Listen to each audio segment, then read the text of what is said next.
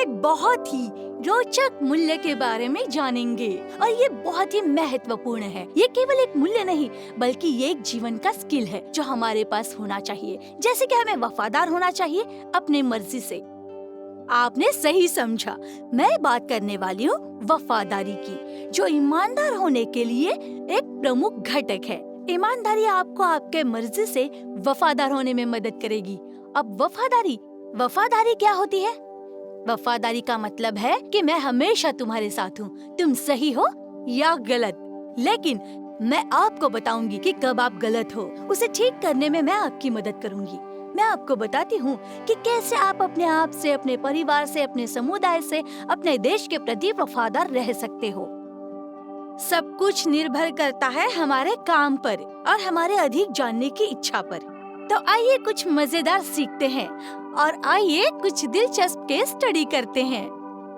अब ये case study काल्पनिक पात्रों की है, इसलिए मैं चाहती हूँ कि आप ध्यान से सुनें। डॉक्टर सिन्हा एक शानदार रिसर्च साइंटिस्ट थे। उन्होंने देश की सर्वश्रेष्ठ प्रयोगशाला में काम किया।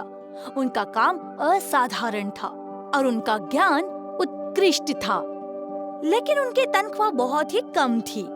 वो जो काम कर रहे थे वो बहुत ही नाजुक था, अपने राष्ट्र के विकास के लिए था। एक दिन दूसरे देश के कुछ लोगों ने उनसे संपर्क किया और उनसे एक बड़े 5 स्टार होटल में मिलने के लिए कहा। तो उन्होंने उनसे पूछा कि अगर वो मिलना चाहते हैं तो वो उनके घर आ सकते हैं। ये लोग चाहते थे कि वो उनके देश के लिए काम करें। उन्होंने उनसे वादा किया एक बड़ी रकम देने का और ऐसी तनख्वाह कि जितना वो कमाते थे उससे भी 5 गुना ज्यादा। लेकिन डॉक्टर सिन्हा के पास एक ही जवाब था, क्षमा करें, लेकिन मुझे आपके प्रस्ताव में दिलचस्पी नहीं है। मेरी वफादारी मेरे देश के लिए है और मेरी इस रिसर्च का उद्देश्य मेरे देश के विकास के लिए है। वफादारी हमारे काम के प्रति एक प्रतिबद्धता है। मैं आपको एक और दिलचस्प उदाहरण देती हूँ। रोहित एक बेहतरीन क्रिकेट खिलाड़ी था। वो रॉयल बॉयज क्लब के लिए खेलता था। वो अपने क्लब का स्टार था और वहाँ के सर्वश्रेष्ठ ऑलराउंडर में से एक था। एक दिन ईगल क्लब के लड़कों ने उससे संपर्क किया और उसे एक बड़ी रकम की पेशकश की। उन्होंने उससे कहा कि तुम्हें बुरा खेलना पड़ेगा ताकि रॉयल क्लब के लड़के हार जाएं। रोहित बहुत ही लालची था। उसने वो पैसे ले लिए और इसका नतीजा ये हुआ कि अगला मैच जीत लिया ईगल बॉयज क्लब ने। इसके बारे में सोचो, क्या रोहित अपने क्लब के प्रति वफादार था? उसने विरोधी टीम से पैसे स्वीकार कर लिए अपनी टीम को मैच में हराने के लिए। अगर आपकी वफादारी आपकी टीम के साथ है तो आप ऐसा कभी नहीं करेंगे। हम में से कोई भी ऐसा नहीं करेगा। कई बार हमने अपने माता पिता या शिक्षकों को बहुत ही चुनौतीपूर्ण और कठिन दौर से गुजरते देखा है, लेकिन वे अपने परिवार की, अपने छात्रों की और अपने कर्मचारियों की भलाई पहले सोचते हैं, क्योंकि उनकी प्रतिबद्धता, विश्वास और निष्ठा उनकी भलाई में बसी हुई है। हर छोटा काम मायने रखता है। तो आइए कुछ ऐसी स्थितियों को देखते हैं और सोचें कि हम इस पर कैसी प्रतिक्रिया देते हैं। समझिए कि गलती से आपसे मेज पर पानी गिर गया, लेकिन शिक्षक अपने बगल में बैठे आपके मित्र को पकड़ लेते हैं और उसे वो मेज साफ करने के लिए कहते हैं।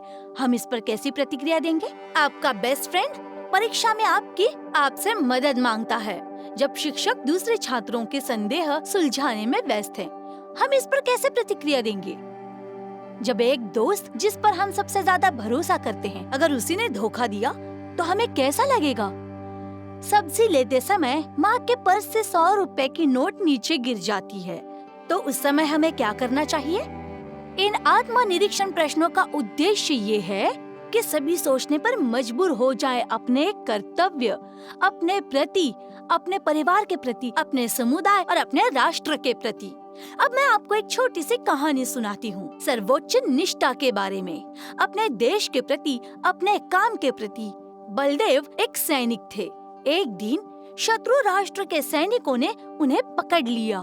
उन्हें अपने देश की गुप्त योजना बताने के लिए कहा गया, लेकिन बलदेव ने ऐसा करने से मना कर दिया। इसलिए उन्होंने उसे बहुत ही यातना दी, लेकिन फिर भी उसने बोलने से इनकार कर दिया। ये थी उनकी निष्ठा। अपने देश के लोगों और देश के प्रति। वफादारी एक गुण है जो विकसित होना चाहिए।